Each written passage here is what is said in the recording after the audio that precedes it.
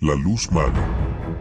En lo profundo de las pampas argentinas, donde los pastizales se extienden hasta perderse en el horizonte, existe una leyenda que ha llenado de miedo a generaciones de gauchos y campesinos. Habla de una luz que aparece en las noches más oscuras, en los lugares más desolados. La luz mala, le llaman. Los ancianos dicen que es el alma de un difunto que no ha encontrado la paz, condenado a vagar por la eternidad, buscando a los vivos para arrastrarlos con él. Era una noche de otoño cuando don Aurelio, un gaucho viejo y experimentado, emprendió su viaje de regreso a casa. Había pasado varios días en una estancia vecina, trabajando en la esquila y en el mantenimiento de los corrales. Su caballo, un fiel compañero de años, avanzaba con paso firme bajo la luz de las estrellas. Sin embargo, esa noche, el cielo estaba especialmente oscuro. No había luna, y el aire se sentía más pesado que de costumbre. Las estrellas, que normalmente brillaban con intensidad en las noches despejadas de la pampa, parecían apagadas, como si una sombra invisible las cubriera. Aurelio conocía bien esos caminos. Los había recorrido desde joven, y aunque las historias sobre la luz mala le eran familiares, nunca les había prestado atención. Para él, no eran más que cuentos de fogón, relatos que los paisanos compartían en las largas noches de invierno para entretenerse. Sin embargo, esa noche, algo en el aire lo inquietaba. Avanzaba lentamente, escuchando el crujido de los pastizales bajo las patas de su caballo, cuando una sensación extraña lo invadió. Era como si el campo estuviera más silencioso de lo habitual.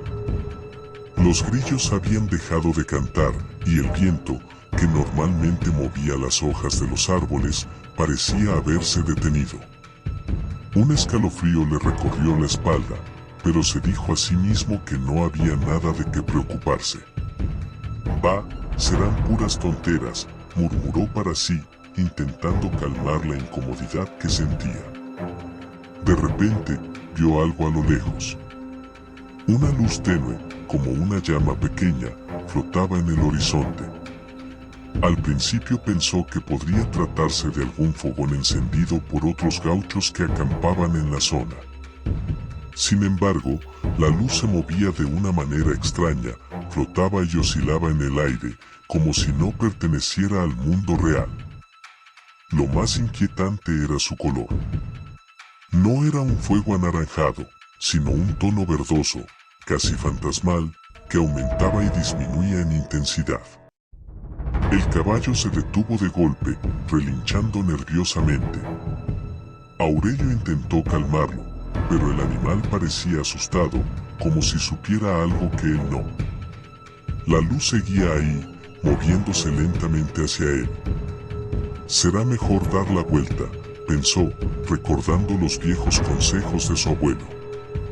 Pero algo dentro de él lo impulsaba a continuar. Quería entender, quería ver de cerca aquello que tantos decían haber visto, pero que pocos podían describir con certeza. A medida que avanzaba, la luz se hacía más grande y brillante. Aurelio pudo ver que no había nadie alrededor que la sostuviera. Era una esfera, casi perfecta, que flotaba a pocos metros del suelo, emitiendo un resplandor frío y antinatural. A su alrededor, el aire parecía vibrar, distorsionando la visión, como si el propio espacio estuviera torcido por su presencia. El gaucho, aunque asustado, no podía detenerse. Cada paso que daba lo acercaba más a la luz, y su curiosidad, mezclada con una extraña fascinación, lo impulsaba a seguir. El silencio era absoluto, excepto por el leve zumbido que emanaba de la esfera luminosa. Don Aurelio pensó en todas las historias que había escuchado sobre almas en pena, sobre espíritus atrapados entre este mundo y el más allá, pero todavía se negaba a creer que algo sobrenatural pudiera estar ocurriendo. De pronto, un viento gélido lo envolvió. La temperatura había caído bruscamente y el aire ahora olía a tierra húmeda y descomposición. Fue entonces cuando comprendió que lo que tenía frente a él no era algo natural. A su alrededor, el campo parecía haber cambiado. Los árboles que antes se erguían imponentes ahora parecían torcidos y marchitos, como si la vida hubiera sido drenada de ellos.